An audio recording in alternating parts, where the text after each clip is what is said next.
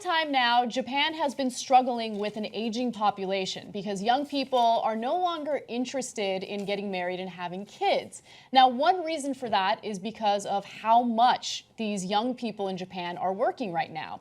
In fact, it's gotten so bad that in 2016, the number of births actually didn't even reach 1 million. That is the lowest birth rate in Japan pretty much since they started keeping track of births in 1899. So it's insane.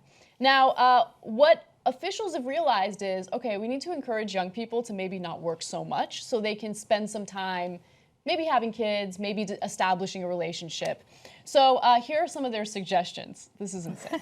This is insane because it's not good enough. Anyway, one suggestion is Premium Friday. It will encourage companies to let workers leave early on the last Friday of the month. Now, the Prime Minister is also pushing a measure to cap overtime, which he says he'll enforce with random inspections. Now, the second part about capping overtime, I think, is the most significant. I think that'll have the biggest impact. But letting people leave early 1 day a month is not going to open up enough time to, like, knock boots and have babies. Like, I don't know how long it takes you, Anna, but it's plenty of time for me. I mean, knock boots, yes, that's plenty of time, I guess, but it's not enough time to, you know, do everything that's necessary to take care of that component of your life. It's not going to have a large enough impact on the culture. The culture is work yourself to death. Literally. Yeah, Anna's going to have some stories for you guys about that in a second. But if you're saying to that culture, hey, let's tweak it so instead of working yourself to death every single day of the week, we'll give you 1 day a month where you kind of half work.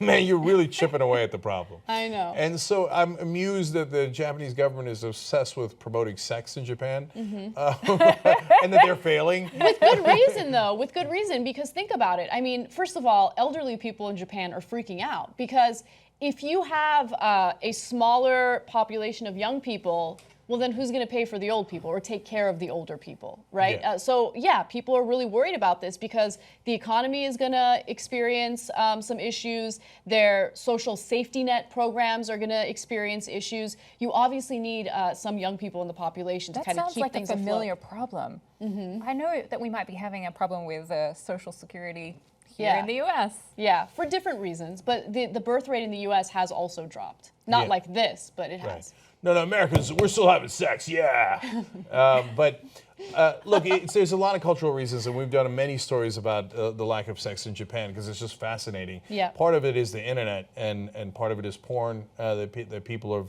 become so obsessed with gaming that they are also spending a lot of time gaming. They become obsessed with internet porn, and they're like, why should I go bother with a girl who might say no when I can get exactly my particular niche or desire online? And it's not just the work, but it doesn't help that you've got no time at all because people are spending 100, 200 hours on overtime alone, let alone the normal work schedule. And it's not just about birth, but also about death. Because we've done a video on this on PsyQ that a lot of the time our jobs are literally killing us. That the amount of hours that we spend sitting down and the amount of hours that we spend like in poorly ventilated rooms and in the dark actually shaves up to 3 years off our life just from working too much. And that's around the same amount that smoking wipes off. So if you think that you're too healthy to smoke and yet you work a lot of overtime and stress out about your job may be literally killing you. Yeah. As we sit in a poorly ventilated room in the dark right now for about 3 hours doing the show. Exactly. So one thing to keep in mind is overtime is a huge problem. And so there are some companies that have taken matters into their own hands. And so I love this idea. So Japan Post Insurance has come up with a clever solution for turning off the lights in its headquarters at 7:30 at night. So it basically forces you to go home or you can work in the dark. Right? So I like that because the company is doing something about it. But in terms of the health ramifications of what's occurring, yes, it increases your chances of stroke and heart attack if you're working too much, but people are also committing suicide. Work-related suicides rose 45% in the past 4 years among those who are 29 and younger. And also, when it comes to women specifically, suicide increased 39%. So in this particular Washington Post story, and I've seen many others as well, they talk about people who commit suicide after this one woman put in over 100 hours of overtime at Dentsu. And again, that's 100 hours of overtime. Overtime right? in 1 month. In 1 month. She was 24 years old. And part of the answer to change the culture has got to be like, hey, you got options. Like, it's not just either work 100 hours over overtime or kill yourself. Like, there's a third option out there where you work maybe normal hours or just 20 hours of overtime and go have a picnic. Like, that option's not so bad. Or maybe have a picnic with a guy and then have some fun, right? The third option is much better than the other two options, right? And another guy killed himself. But I've read in other stories throughout the years, it's not just the guys and girls who are committing suicide from working so hard and all the expectations that come with it. It is also people sometimes literally like dying on the job. Yes, that has been happening.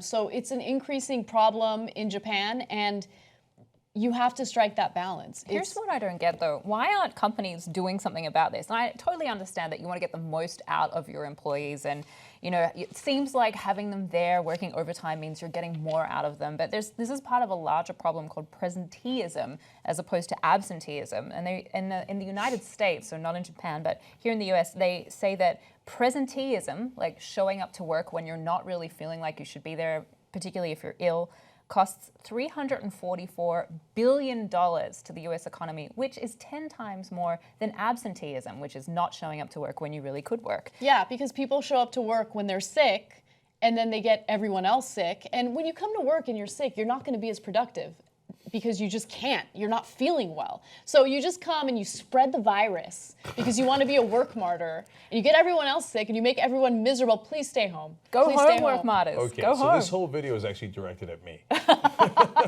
We colluded earlier. Right, totally guilty as charged. I come into work sick all the time. Let's find some balance, guys. Look, Yes. I like people who work hard. I'm going to keep it real. At the same time, if I had a couple of people die at work, I think I might reconsider. Right, so Japan's got a little bit of tweaking of the culture to do, I think, to say the least. We already hired one investigative reporting team thanks to you guys. Let's hire the second right now. Go to tytnetwork.com/go.